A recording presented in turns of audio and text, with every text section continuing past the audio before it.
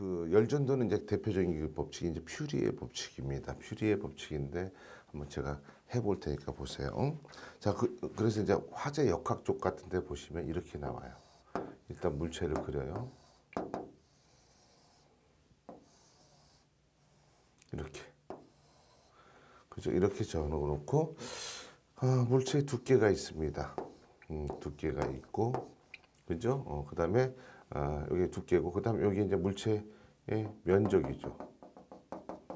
면적 A가 존재하고 있고, 그죠? 그러면 이때 보통 이제 외국학자들은 이렇게 얘기합니다. 어떤 의미냐면, 여기서 이제 여기가 연선 불이 붙었다는 거예요.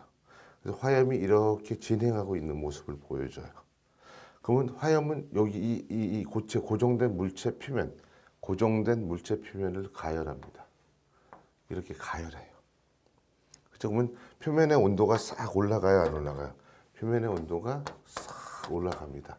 표면의 온도가 이제 T1이에요. 이때 화염은 유동하는 유체로 봐요. 제가 한번 해볼까요? 자, 여기서 좀 뭐하지만 보세요. 어렵지 않아요. 그죠? 여기서 고정된 물체고 손바닥을 가열합니다. 그럼 어떻게 돼? 표면의 온도가 올라가죠. 집에 해보세요. 그럼 표면의 온도가 올라가면 항상 열은 고온에서 저온으로 이동을 합니다. 그죠?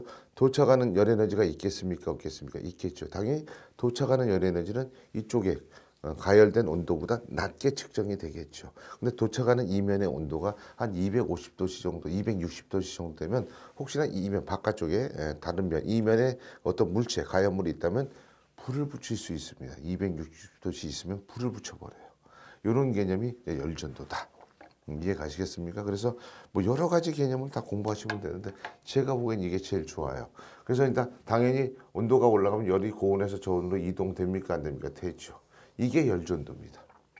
도착하는 온도를 T2로 보고 당연히 T2 온도가 더 낮겠죠. T1의 온도보다는. 이해 가시겠습니까? 그래서 보통 도착하는 이면의 온도가 한 260도씨 정도 되고 거기에 마침 탈 수 있는 가열성 물질이 있다면 불이 붙어버려요. 웬만하면 이해해 주시기 바랍니다. 자, 그래서 이제 별건 아니에요. 왜냐하면 퓨리에도 사람인데요. 뭐 Q는 이꼬르 마이너스 K 곱하기 A 곱하기 L 곱하기 델타 T. 이때 델타 T는요, 보통 델타 T는 델타라는 의미가요, 변화량을 뜻합니다. 그래서 항상 나중 온도 마이너스 처음 온도예요. 나중 온도가 더 낮죠? 그러니까 당연히 마이너스 값이 나오고 마이너는 플러스 값으로 표현합니다. 이동되는 열의 양은요, 플러스 값으로 표현합니다. 그래서 얘를 갖다가 이동되는 열의 양, 전달되는 열의 양 이렇게도 해석할 수 있지만 시간당 전달되는 열의 양 이렇게 해석하기도 하지만 역학에서는 그렇게 안 하고 보통 열 유동률이다 이렇게 많이 해요. 열 유동률이다. 열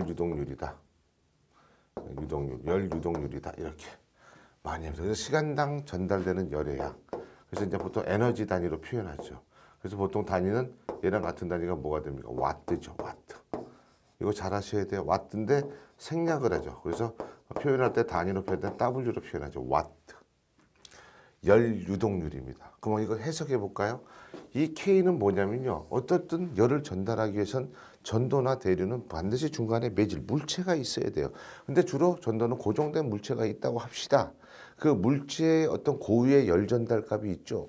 열 전도율 값이, 열을 전달하는 비율 값이 있다는 거죠. 왜? 여러분 가장 아까 열 전도가 잘 되는 게 고체, 액체, 기체죠. 순서가.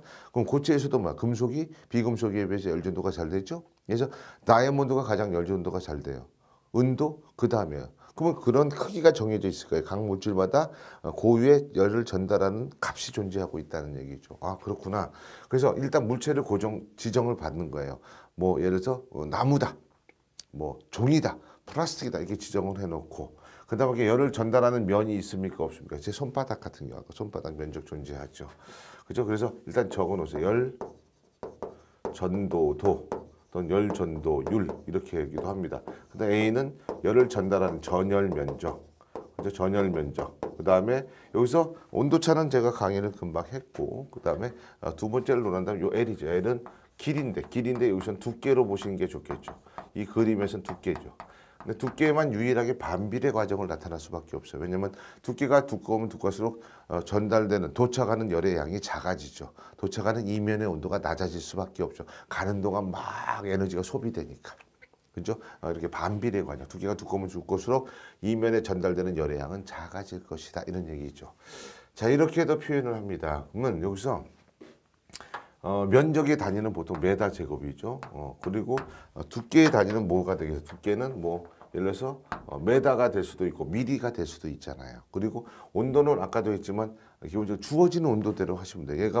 얘는 절대 온도 개념이 아니죠. 예, 뭐 얘는 섭씨면 섭씨대로 하면 되고 절대 온도 뭐 절대 온도로 표현해 주시면 돼요. 맞춰주기만 하면 되는 겁니다. 자, 이렇게 정리를 해봤어요.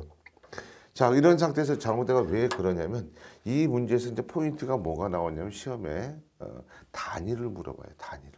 그래서 단위를 물어보는데 어떻게 제가 한번 단위를 한번 해볼까요? 자, 단위를 한번 해볼까요?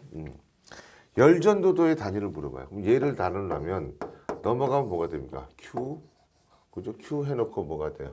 넘어가면 L이 올라가네. L이 올라가고 A, 그 다음에 델타 T가 나옵니다. 그러면 여기서 정리를 해보면 아까 열량의 단위는 뭐였죠? 와트, 전달되는 열의 양은 와트 개념으로 표현하죠. 그 다음에 길이 메타, 그 다음에 면적 메다 제곱에 온도차, 뭐 절대 온도면 절대 온도, 뭐 섭씨면 섭씨 좋습니다. 보통 절대 온도로 많이 나오니까 K라고 할게요. 그러면 여러분 단위가 지워지죠? 단위가 지워집니다. 지워지고 하나 남죠. 그럼 단위를 정리하면 단위는 이렇게 분수 개념으로 표현하지 않죠. 퍼 개념을 이용합니다. 퍼, PR, 와트 퍼 메타 K 이렇게 되죠. 또 와트 퍼 메타 도시 이렇게도 할 수 있고 또 와트를 또 표현하기 위해서 주울 퍼 세크로도 표현할 수 있습니다. 만약에 주울 퍼 세크로 표현한다면 주울 퍼 메타 K 세크 이렇게도 표현할 수 있는 겁니다. 이해 가시겠습니까? 예, 이렇게 정리를 해봤습니다. 자, 어렵지 않죠? 이렇게. 그 다음에 좀 더 이제 학문에서 약간 고급화를 하려면 단위 면적당 전달되는 열의 양을 계산하고 싶어요. 단위 면적당 전달되는 열의 양을 계산해 보고 싶으면 이게 A를 넘깁니다. A를 넘기면 얘가 면적이 뭐 5m, 5m 제곱을 넘어가면 면적, 단위 면적당 1m 제곱당 1cm 제곱당 전달되는 열의 양을 계산할 수 있어요. 얘를 보통 뭐라고 하냐면 Q 뭐 2- 이렇게도 하겠습니다. 얘를 열유속이라고 합니다. 얘를 뭐라고 한다? 열유속. 열유속은 이제 단위가 뭐가 되는가? 와트 퍼 메다 제곱이 되죠. 이런 식이죠. 단위 면적당 전달되는 열의 양. 그래서 계속 정리를 하면 마이너스 K에 곱하기 뭐가 돼? L분의 델타 T. 새로운 단위 하나 배워. 열유속을 하나 배웁니다. 자꾸 이제 해보셔야 돼요. 뭐 언제까지 기초만 배울 겁니까? 좀 조금씩 증가시켜 줘야 되겠죠.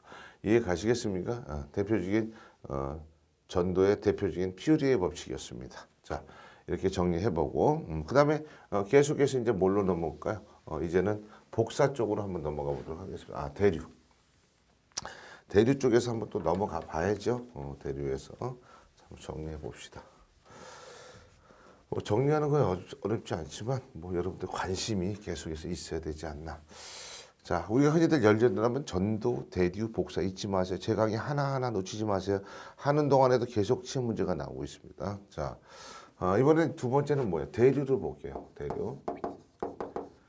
대류는 기본 열대류 좋습니다. 대류는 기본적으로 얘도 중간에 매질이 있어야 됩니다. 중간이 매질이 존재해야지 열이 고온에서 저온으로 이동합니다. 그죠? 두 번째는 뭐냐? 얘는 기본적으로 유동하는 유체에 의해서 열을 고온에서 저온으로 이동합니다.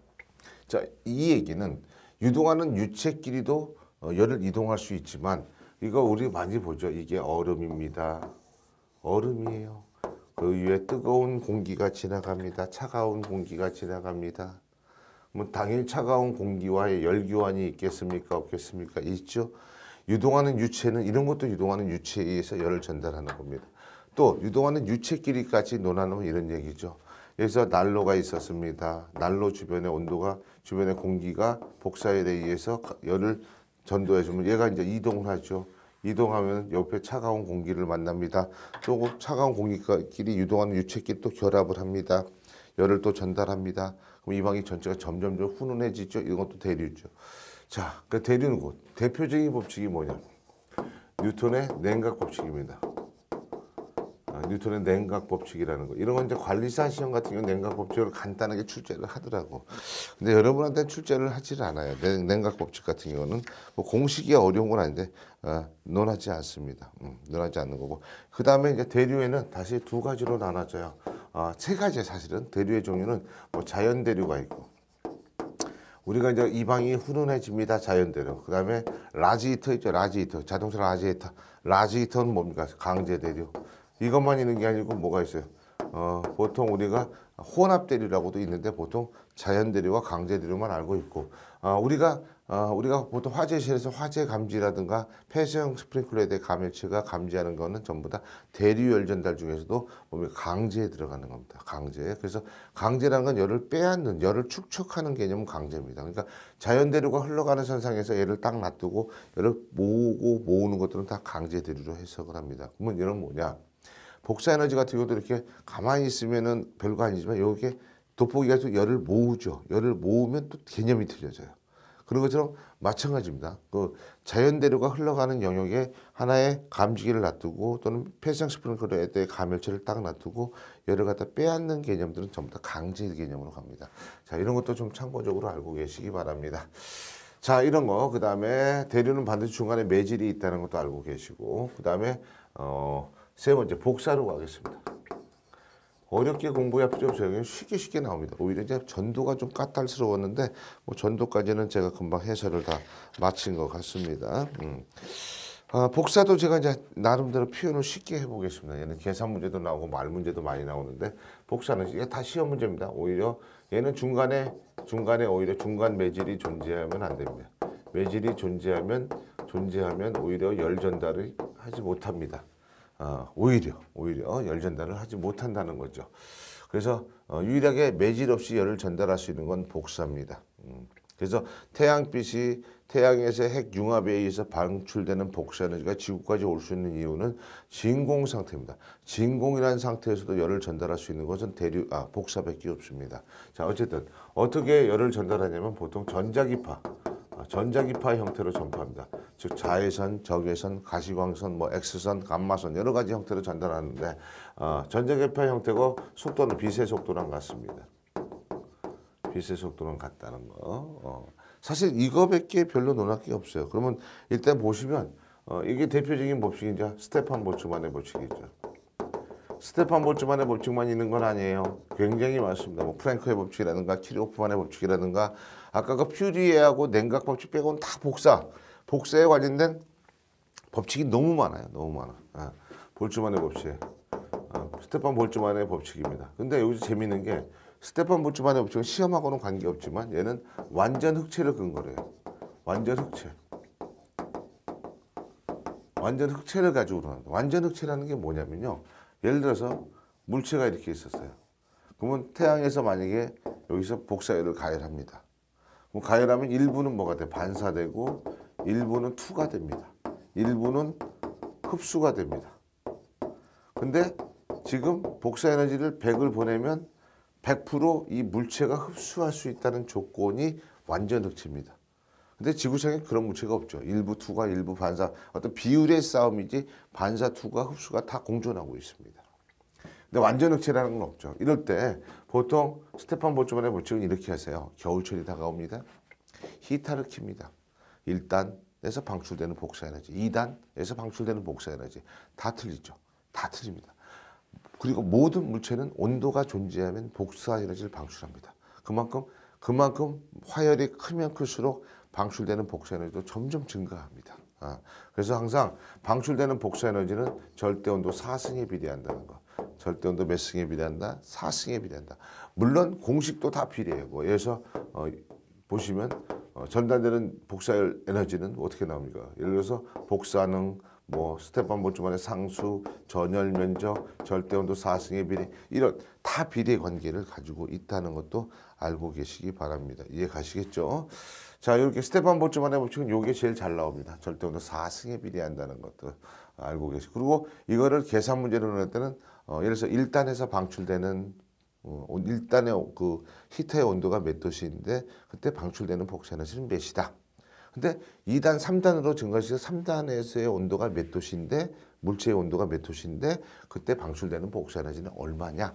이런 식의 개념이 출제율이 높다는 거죠. 그래서 여러분 이거 외에도 여러분들은 실전의 계산 문제는 오히려 이게 잘 나오는구나.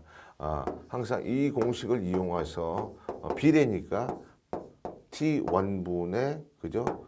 그 T1분의 뭐를 하면 돼? Q1. 그다음에 T2분의 뭐입니다? T2분의 Q2. 비례 관계니까 이런 식으로 정리를 하시기 바랍니다. 그러면 여기서 뭐 이게 4승 이게 이 제곱이 아니지. 이게 4승이죠. 4승. 이런 개념으로 가시면 되죠. Q2가 여기가 되는 거고. 이해 가시겠습니까? 아니면 비례식으로 풀든가요. Q1 대 T1분의 Q2 대 T2 이렇게 하시면 되잖아요. 그러면 만약 Q2를 구하고 싶다. 그러면 어떻게 돼? Q2는 T1의 4승분의 T2의 4승 곱하기 Q1이죠. 그럼 이때 T는 반드시 무슨 온도가 들어간다? 얘가 무슨 온도 나왔죠? 얘가 절대 온도입니다. 절대 온도로 반드시 들어가야 된다는 거 알고 계시면 될 것 같습니다. 처음에 비해서 복사 에너지는 어느 정도? T1일 때 복사 에너지가 얼마, 방출되는 복사 에너지가 얼마인데 T2의 온도에 도달이 됐을 때 방출되는 복사 에너지가 얼마냐 이렇게 자꾸 논하는 거죠. 이해 가시겠습니까? 자, 이렇게 복사를 끝내겠습니다. 별표하십시오. 이 자체 계산 문제 하나, 이 자체의 어떤 말 문제 하나, 그 다음에 이 계산 문제, 그럼요. 역대 관련도 보면 정말 많이 나옵니다. 정말 많이 나옵니다. 자, 얘가 더 많이 나옵니다. 얘보다. 말 문제보다.